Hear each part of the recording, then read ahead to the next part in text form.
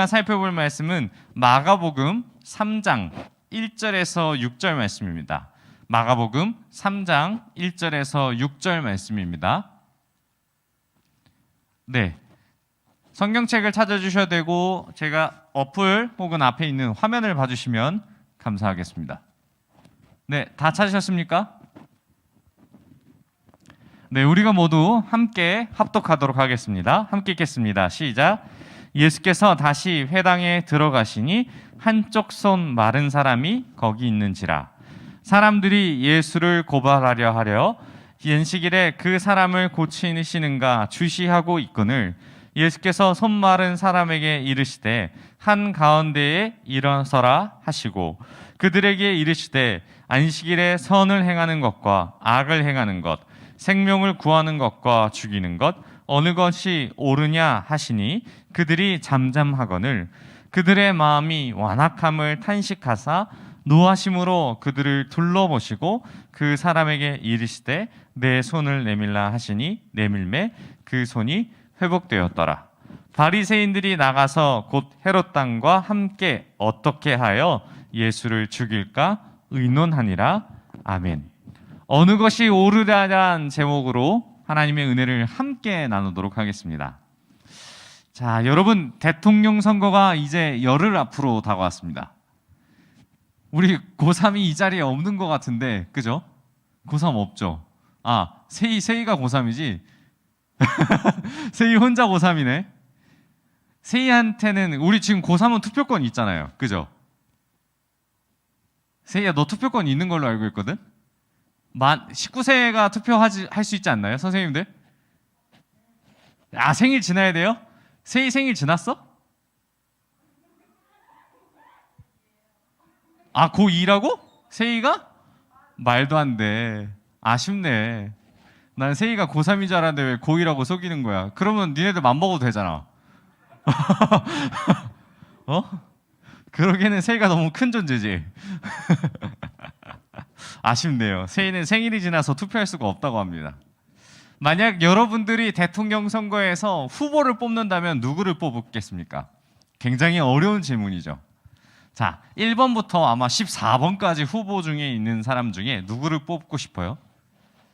저희 커뮤니티에서 봤을 때 조금 젊은 사람들이 어떤 사람을 뽑느냐면 다 마음에 안 들고 차라리 허경영을 뽑겠다라는 사람이 되게 많아졌어요. 그 허경영은 강도사님이 20살 때 투표했을 때도 허경영 있던 존재거든요. 끊임없이 나타나서 대통령 후보에 오르는 모습을 보면서 아, 이 사람 정말 뭘까라고 했는데 이 사람이 공약이 건 게 20년 전이래. 한 10여 년 전에는 이것이 정말 일어날 수 있을까? 이 사람 거짓말하는 거 아닌가라는 말도 안 되는 공약을 했는가라는 이야기를 했는데 그 공약 건 게 지금 다 현실화되는 모습을 보면서 굉장히 신비한 것을 느꼈습니다. 저희 이제 그 허경영 후보가 맨 처음에 올라왔을 때 뭐라고 했냐면 결혼하는 사람들한테 무조건 다 1억씩 주겠다. 자녀를 낳는 족족 1억씩 주겠다. 근데 그와 비슷한 현상이 지금에도 일어나고 있어요. 이런 모습을 보면서 대통령 선거가 남았는데 하나님께서 우리에게 이 선거의 후보를 통하여서 무엇을 옳게 보시냐라는 것을 다시 한번 생각하게 돼요. 근데 그 가운데 우리가 매주 대통령 선거의 어떠한 후보들의 토론들을 보면은 우리가 맞던 말씀과 매우 비슷한 상황들이 나옵니다. TV에서 후보들이 토론하는 모습을 보면 저마다 하는 이야기가 뭐냐면 누구의 말이 옳으냐라는 서로의 주장들의 이야기가 오고 갑니다. 그리고 더 누가 상식적이냐, 누가 하는 이야기에 더 정당성을 가지고 있느냐, 이러한 서로 싸우는 모습이 나타납니다. 이 모습 속에서 우리는 무엇을 생각해 볼 수 있냐 하면 누가 더 올바른 가치관을 가지고 있느냐, 대통령 자격이 있느냐라는 생각을 갖게 됩니다. 그런데 우리 기준에서 살펴보면 이것은 굉장히 간단하지만 간단하게 보이면서도 결정하기 힘든 내용들이 굉장히 많습니다. 논리적으로 보면 서로의 말이 맞기 때문이죠. 그 가운데 분명한 선이 있는데 대통령 선거를 앞두고 이 사람들이 주장하는 말은 다수의 마음을 얻기 위한 정책이 대부분입니다. 표를 얻기 위한 대다수가 공감할 수 있는 이 정책의 방향성을 사람들 앞에 내 주장이 더 옳다라고 주장하는데 이것이 맞기도 하며 때로는 맞지 않는 것도 있습니다. 이 사실은 여러분들이 더 잘 알 것입니다. 그래서 우리는 어디에 기준을 두어야 할까요? 그 기준을 두었을 때 우리는 성경의 기준을 두어야 한다는 사실을 이 말씀 가운데 꼭 기억하셨으면 좋겠습니다. 오늘 본문의 말씀을 보면은 이 바로 성경의 기준을 두어서 하나님의 말씀을 기준을 두어서 살아가는 이 한 사람이 나오는데 예수님의 모습과 그 방향성 속에서 예수님은 어디에 기준이 두어진지를 분명하게 말씀하십니다. 이 본문의 말씀을 보면 예수님은 계속해서 종교적인 권력을 소유한 지도자들의 집단과 싸우십니다. 바리새인도 있고요, 서기관도 있고 열심당과 제사장들까지도 예수님과 다 싸우기 시작합니다. 성경 안에서의 대부분 이 사람들과 하는 논쟁의 대부분에 대한 이야기는 뭐냐면 성경의 해석과 하나님의 권위에 대한 토론입니다. 구원이 누구로부터 오며 어떻게 되는지, 그리고 하나님의 뜻이 어디 있는지를 내가 옳으냐 아니면 너가 옳으냐 하는 싸움이 됩니다. 그래서 오늘 말씀은 어떤 가치관이 맞붙게 되냐면 안식이라는 가치관과 생명이라는 가치관이 맞붙어서 무엇이 더 중요한지에 대한 싸움이 벌어지게 됩니다. 여러분들 생각을 한번 물어보겠습니다. 나는 안식일이 중요하다라고 생각하는 사람이 있습니까? 아니면 나는 생명이 더 중요하다라는 부분에서 더 뜻을 둡니까? 이 윤리를 배우다 보면 여러분들 윤리 문과 통합이죠, 여러분들 아닌가요? 문과이과 나눠져 있어요? 1학년이 문이과 통합인 거죠. 교육과정 몰라요?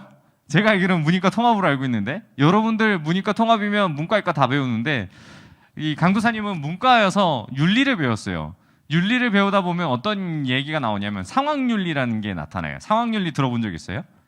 상황윤리라는 게 뭐냐면 이 상황에 따라서 윤리적인 적용에 따라서 이 적용되는 게 다르다라는 얘기예요.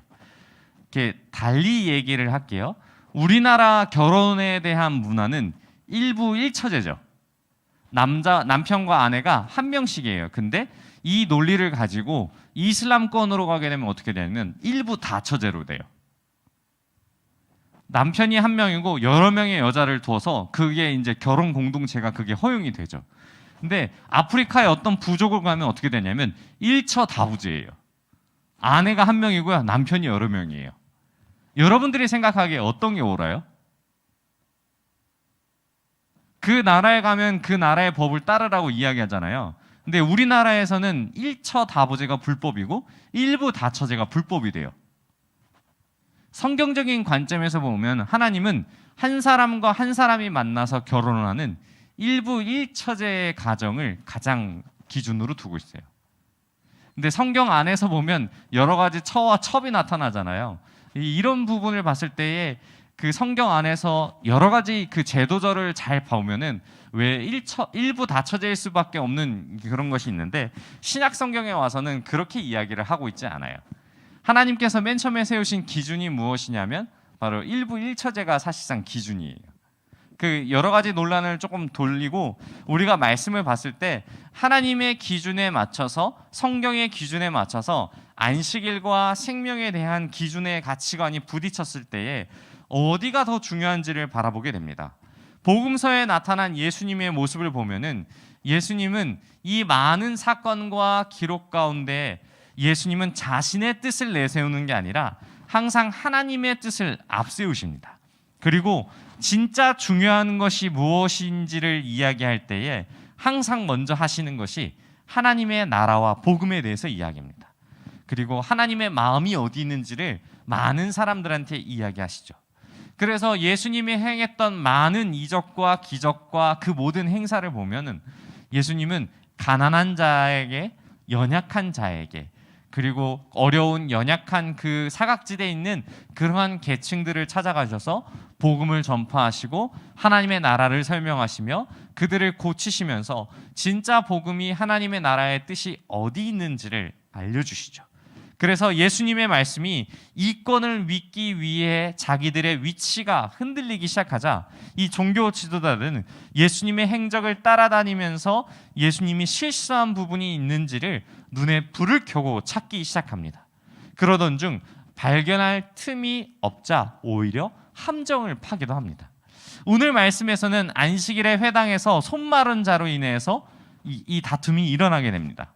손 마른 사람이 무엇이냐면 단순히 건조증이나 어떤 피부 질환으로 인해 손이 마른 사람을 이야기하는 것이 아니라, 손이 마르다란 표현은 정상적인 한 손에 비해 다른 한 손이 유난히 왜소하거나 마비된 사람을 손 마른 자라고 말합니다. 이 손 마른 사람이 회당에 있다라는 사실을 알았을 때 많은 사람들은 은연중에 기대하기 시작합니다. 안식일의 회당에 수많은 사람들이 모였는데 그 자리에 환자가 나타났어요. 그리고 예수님이 있어요. 그러면 많은 사람들은 회당에서 펼쳐지는 하나님의 말씀을 기대하기도 하지만 예수님이 과연 저 사람을 고칠 수 있을까 없을까라는 기대를 하게 됩니다. 예수님이 앞서 여러 사람들을 고치시고 가르치시면서 진짜 하나님의 뜻이 어디 있는지를 말씀하셨는데 이 가운데 진짜 그 가치관을 드러내실 수 있냐라는 기대감을 품게 됩니다. 예수님은 이 상황에서 이 사람들의 의도와 기대치를 잘 알고 이 원칙을 세우셨는데 그 원칙이 무엇이라고 아까 이야기했죠? 하나님 나라의 그 복음이 먼저의 원칙이라고 이야기했습니다. 그래서 예수님은 이 복음의 원칙에 따라서 이 모든 사람들을 치유하셨듯이 안식일에 손 마른 자를 치유하기 시작하십니다. 사람들의 기도에 눈체리가 2절 말씀의 내용처럼 주목을 받자 예수님은 오히려 사람들의 눈치를 보기보다 당당하게 손 마른 사람에게 이르시되 그 많은 무리들 가운데서 한가운데 일어서라고 이야기합니다. 그리고 많은 사람들이 보는 앞에서 예수님은 당당하게 4절에 이렇게 말씀하십니다. 우리 4절 말씀을 함께 읽겠습니다. 4절 PPT를 띄워주세요. 자, 함께 읽겠습니다. 시작. 그들에게 이르시되 안식일에 선을 행하는 것과 악을 행하는 것, 생명을 구하는 것과 죽이는 것, 어느 것이 옳으냐 하시니 그들이 잠잠하거늘. 예수님은 이 사람을 바로 치유하는 것이 아니라 많은 사람들 가운데 한 명을 일으켜내서 이 이야기를 하기 시작합니다. 많은 사람들이 보라, 어떤 가치가 더 옳으냐. 우리가 우크라이나 사태를 봤을 때에 우크라이나 사태를 보면은 이 각각의 진영에 따라서 해석하는 부분이 다릅니다. 어떤 사람은 우크라이나가 잘못됐다고 이야기하고 어떤 사람은 러시아가 잘못됐다고 이야기합니다. 어떤 상황과 원인을 판단하기 쉽지 않은 이 상황에서 진짜 중요한 것은 무엇일까요? 전쟁이 일어나지 않는 것이 매우 중요하며 그 사이에 피해가 발생하지 않는 것이 가장 먼저입니다. 그리고 이 사태가 발생된 근본적인 원인은 욕심입니다. 사람들이 선하게 생각하는 그 평화와 이 모든 것이 유지하기보다는 어떤 한 사람의 욕심으로 인하여서 어느 한 나라의 욕심으로 인해서 여러 가지 피해가 발생되고 전쟁이 발생합니다. 하나님은 이 사람 가운데에 이 안식일의 가치관과 생명의 가치관을 바라봤을 때 하나님이 이 두 가치관보다 하나님의 뜻이 더 중요하며 진짜 중요한 것은 안식일이 아니라 바로 생명의 가치관이 가장 중요한 것임을 말씀 안에 나타나고 있습니다. 그러면 사람들은 왜 안식일을 이렇게 생각했을까요? 종교 지도자들이 이 어떠한 권위와 자신들이 주장하는 것에 해석이 분명했습니다. 성경에 보면은 안식일을 거룩하게 지키라라고 하고 안식일에는 늘 쉬어야 하는 것이 율법의 기록처럼 있습니다. 그러면 안식일에 해서는 안 될 일들이 수도 없이 많은데요. 이 사람을 고치는 부분에 있어서 예외의 조항을 두었습니다. 안식일에는 어떠한 일도 해서는 안 되는데 사람의 생명이 위급한 상황에서는 이 사람을 살리는 행위를 허용한다라는 규정이 있습니다. 그렇다면 우리가 이 말씀에서 손 마른 자를 예수님이 굳이 안식일의 규정을 어기면서까지 치유하실 이유가 없는 것이죠. 그러면 안식일이 지난 다음 날 이 사람을 불러다가 많은 회중들 앞에서 치유하시면은 안식일도 어기지 않고 그리고 이 치유하시는 행위에 또한 본인도 이 모든 것을 어기지 않고 많은 사람들이 납득할 수 있는 행동을 하게 되십니다. 그런데 예수님은 많은 사람들이 보는 앞에서 하나님의 진짜 의미가 어디인지를 이 말씀 가운데 나타나게 하신 것이죠. 그래서 4절 말씀에서 그들에게 이르시되 안식일에 선을 행하는 것 그리고 악을 행하는 것 생명을 구하는 것과 죽이는 것 어느 것이 옳으냐고 꼬집자 그들이 할 말이 없는 거예요. 무엇이 중요한지를 잘 알고 있는데 니들은 이것을 알면서도 이것을 하지 않느냐? 라고 이야기하면서 그들의 완악함을 보게 되는 거죠. 그래서 5절 말씀에 그들의 마음이 완악함을 탄식하사 노하심으로 그들을 둘러보시고 그 사람에게 이르시되 내 손을 내밀라 하시니 내밀매 그 손이 회복되었더라. 성경은 이렇게 기록하고 있습니다. 예수님은 많은 사람들이 보는 앞에서 이 사람, 손마른 사람을 치유하신 그 목적이 하나님의 영광을 드러내기도 위함이지만 하나님의 나라와 그 복음이 어디에 위치해 있는지 진짜 의도를 알려주기 위함입니다. 생명을 구하는 것과 안식일에 있는 것, 그 어떤 것이 중요한 것인지를 바라보았을 때 안식일을 지키기 위해서 사람들이 쉬는 것이 아니라 사람이 쉬기 위해서 하나님이 안식일을 만들어 놓으셨다는 사실을 성경 안에서 깨닫게 하기 위함입니다. 그런데 우리가 이 말씀에서 안식일에 대한 부분에 대해서 정확한 파악이 필요합니다. 여러분들 안식일, 우리가 왜 주일에 쉬며 왜 예배를 드리는 이유를 한번 생각해 보신 적이 있습니까? 우리는 은연중에 주일이라 생각되면 당연히 예배를 드려야 하는 것으로 인식하고 있습니다. 근데 이것이 왜 당연한지를 한 번 더 생각해 보신 적이 있습니까? 안식일에는 쉰다고 하면서 우리는 늘 봉사와 어떠한 찬양과 워십과 교사로서의 많은 수고와 헌신이 있어요. 사실상 우리의 몸은 쉬지 못하는데 하나님은 왜 이날 우리를 안식한다라고 하셨을까요? 참 어렵죠. 예수님을 믿는 이유가 뭐예요? 우리가 구원받기 위해서 예수님을 믿는 거죠. 근데 우리가 구원을 받기 위해서 예수님을 믿는 것이 우리의 스스로 힘으로 할 수 없는 것이 아니라 예수님께서 우리를 믿게 하셨기 때문에 우리는 예수님을 믿을 수밖에 없는 거죠.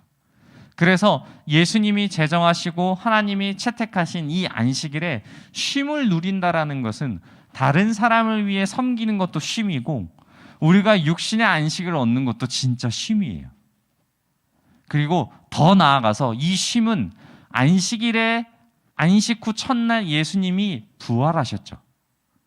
그 부활하신 날이 무엇이냐면 죽음을 이기신 예수님께서 생명을 얻으셨기 때문에 그를 믿는 믿음으로 말미암아 우리의 삶 또한 생명을 얻어가는 그 예수님의 생명을 얻게 되는 것이 바로 주일 예배 가운데 벌어지기 때문에 우리는 이 참된 안식을 예배 안에서 누리게 되는 것이죠. 그렇기 때문에 우리는 이 예배 안에서 참된 의미를 깨달아서 하나님의 말씀에 그 어떠한 종교적인 행위가 아니라 진짜 중요한 것은 말씀으로 인해서 우리가 회복된다라는 것을 깨닫게 되는 것이죠. 그래서 하나님이 세상을 창조하시고 안식일에 안식하신 이유를 사람을 위해 만든 것이 아니라 사람을 위해 안식일을 위해 안식일을 위해서 사람을 쉬게 하신 것이 아니라 사람을 위해 안식을 준비하셨다라는 것이죠. 하나님은 사실상 세상을 6일 동안 창조하시고 마지막 날에 쉬셨는데 이 일을 피곤치 않으냐 하시니까 사실 하나님은 쉴 이유가 없어요. 그런데 사람들을 위해 이 일을 만드신 거죠. 그래서 우리가 지금 이 지키는 법도 이와 같은 논리에서 출발하게 돼요. 법을 위해 사람이 존재하는 것이 아니라 사람을 위해 법이 존재하게 되는 것이죠. 사람들이 이야기했을 때 많은 정치가들이 이야기합니다. 법을 위해 사람이 그 법에 맞추는 건가? 사람을 위해 법을 맞추는 건가? 그 가치관의 싸움이 지금도 벌어지고 있어요. 진짜 중요한 것이 무엇인지를 성경 안에서 이야기했을 때 우리는 이 기준에 두어서 살아가야 합니다. 우리의 수고와 헌신과 진짜 쉼이 어디 있는지를 깨달아야 하죠. 우리 안에 그 삶 속에서 진짜 평안과 그 쉼을 누리지 못하고 안식을 누리지 못하게 되면은 모든 많은 것들이 피곤하고 굉장히 힘들게 돼요. 우리가 육신의 쉼도 필요하지만 영혼의 쉼도 필요하고, 하나님 안에서 이 누리는 진짜 참된 안식이 우리 가운데 있을 때 이것으로부터 해방되고 진짜 평안한 쉼을 누리게 돼요. 참 어렵습니다. 예수님께서 화가 나신 것은 종교 지도자란 사람들이 그들의 생각이 하나님의 뜻을 모르시기에 화가 나신 것이고, 그들의 마음에 완악한 마음을 아시고 생명이 중요한데 정작 그들은 안식일이 중요하다는 핑계로 자신의 이점을 채우기 위해 많은 사람들을 혹사하고 있는 것이죠. 그래서 예수님은 이 모습을 꼬집고 계신 것입니다. 대통령 선거에 나온 후보들도 이와 같은 모습을 볼 때가 굉장히 많습니다. 진짜 저들이 사람을 위해 대통령이 되고자 하는 것일까요? 아니면 자신을 위해, 자신이 권력을 차지하기 위해 많은 사람들의 마음을 얻고자 하는 것일까요? 적어도 후자가 더 강하다라는 사실을 우리는 잘 알고 있습니다.